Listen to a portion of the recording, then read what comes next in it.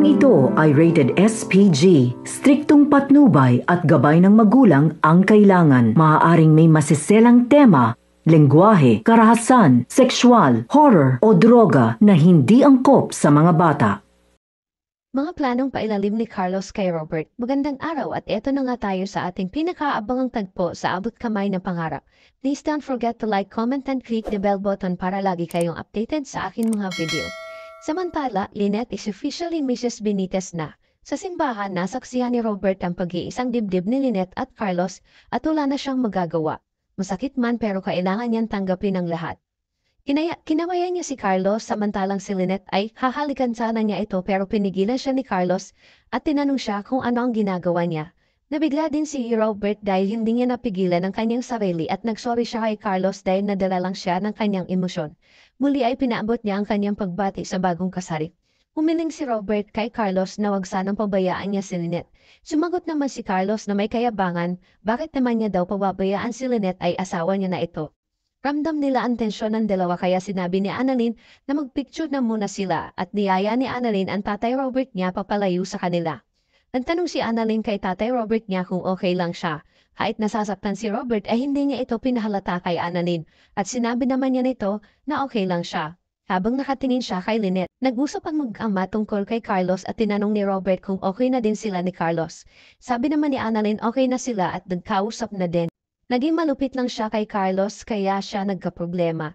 At ang iniisip niya na lang ay ang kanyang nanay Lynette dahil mahal niya ito at ayaw niya na magkaproblema pa sila ni Carlos kaya masaya na ang nanay niya kay Carlos. Nakiusap si Annalyn kay Robert na tanggapin niya na lang dahil masaya na ang nanay Lynette niya kay Carlos. Hindi umimik si Robert at pinagbasdan lang niya si Lynette sa malayo habang nagpapapicture sila. Nagpaalam sandali si Carlos kay Lynette para kausapin si RJ dahil sa nangyari kanina. Pinigilan naman siya ni Lynette na huwag niya nang kausapin si Robert at walang nagawa si Lynette. Lumapit si Carlos kay Robert. Bago pa man makapagsalita si Carlos ay inunahan na siya ni Robert sa paghingi ng pasensya. Hindi niya dapat pumunta sa kasal nila at aalis na lang siya. Pinigilan naman siya ni Carlos at sinabihan siyang sumama siya sa reception. Ngunit tumanggi naman si Robert pero nakiusap si Carlos na sumama siya at kung ano man ang nakaraan nila ni Lynette noon ay kalimutan na lang nilang lahat. Alang-alang kay Annalyn. Nagkatingin na naman si Annalyn at Giselle sa sinabi ni Carlos na ikinagulat din nila. Hindi na nakatanggi si Robert kay Carlos. Dumating naman si Moira sa reception na may dalang gulo dahil may inhanda siyang sorpresa para kay Lynette. Nakita niya yung nagdadala ng wedding bells at kinausap niya ito at sinabing ito na lang ang gamitin nila dahil regalo ko naman to sa kanila. Napapayag naman ni Moira ang lalaki at binigyan niya ito ng para sa abala. Sa reception naman nagpalakpakan ng mga bisita habang bumababa ng hagdan ang bagong kasal. Nagulat si Lynette dahil nakita niya si Robert at nagtanong siya kay Carlos kung bakit nandito si Robert. Ang hindi alam ni Lynette ay inimbitahan ito ni Carlos dahil mas magiging masaya si Annalyn kapag andito si Robert at ikinatuwa naman ni Lynette ang sinabi ni Carlos. Samantala, nasa lubong naman ni Chang Susan at Diyosa si Moira at tinanong nila kung anong ginagawa niya dito. Hinarang nila ito at sinabihan si Moira na wala silang imbitadong impakta at sinigundahan naman ni Diyosa higit sa lahat wala silang inimbita na babaeng gumamela dahil alam nila na may dala na naman itong gulo at sigurado sila dun. Sabi ni Moira pasalamat nga sila pumunta pa siya sa party nila dahil kahit hindi sila ka-level niya ay kinakausap pa rin niya ito. Inasal naman ni Chang Susan si Moira at hindi siya nakapagdala ng maraming pasensya at nakapustura siya ngayon kaya kung ayaw niya masaktan ay sumibat na siya. At dumating naman si Don Pepe at nakita niya ang peking manugang niya na si Moira. Tinanong siya kung imbitado siya. Sinagot naman siya ni Moira kung anong pakialam niya at kung bakit niya siya kinakausap. Natawa naman si Don Pepe at sinabing sinusundan mo ba si Ubeng? Umalis ka na dito. Sabi ni Moira, kung sintidor ka, umaasa ka pa din na magkakatuluyan si Robert at Lynette. Sa bagay, pag nawalang bisa ang kasal ni Robert at Lynette, libre na ulit silang magkatuluyan at baka hindi niya na din maabutan yon. Nagalit si Don Pepe at tinusok ang paa ni Moira at napaaray ito. Sabi ni Don Pepe, aalis ka ba o ipabibitbit kita sa bodyguard ko?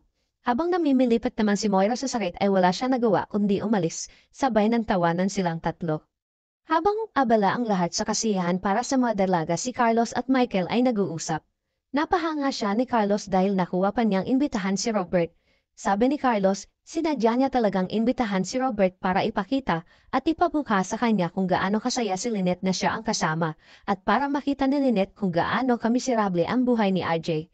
Nagulat si Michael sa sinabi ni Carlos at nagustuhan niya din ito, habang si Chang Susan naman ang nakasalo ng bouquet ni Lynette. Tinawag na si Lynette at Carlos para sa wedding bells nila, habang si Moira nakatanaw sa isang sulok at pinanonood sila kung ano ang mangyayari sa plano niya.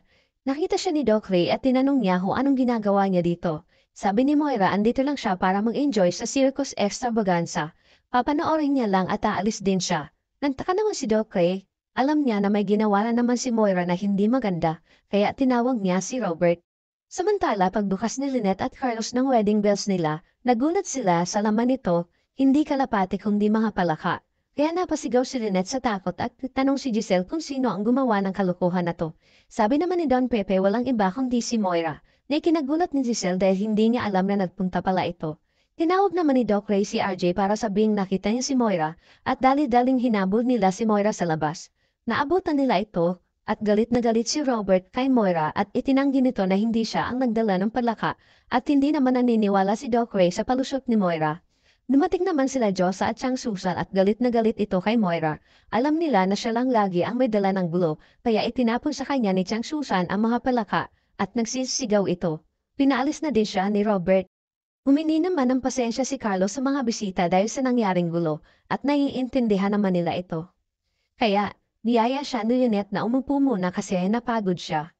Samantala, nagpasalamat si Carlos kay Lynette dahil siya ang pinakamasayang tao sa mundo at masaya din si Lynette.